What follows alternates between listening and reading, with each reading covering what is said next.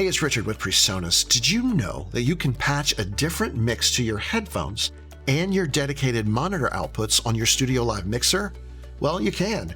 Today I'm going to show you just how simple it is to do.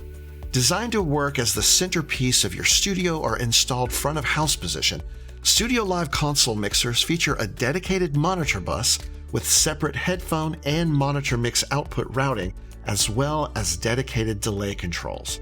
Let's take a look at how to do this on the console's work surface. On my console mixer, I'll click the Edit button in the Monitors section. I now have my choice between phones and monitor. All I have to do now is select which source I want to route to each. So I'll ensure I'm on phones, and let's grab Mix 1. I'll just tap it on the screen and I'm done. That'll be my headphone mix. Now let's hit Monitor, and let's grab Main as the source for our monitor outputs. We can also choose to delay either, in case we're in a larger venue and we're a good bit away from the PA.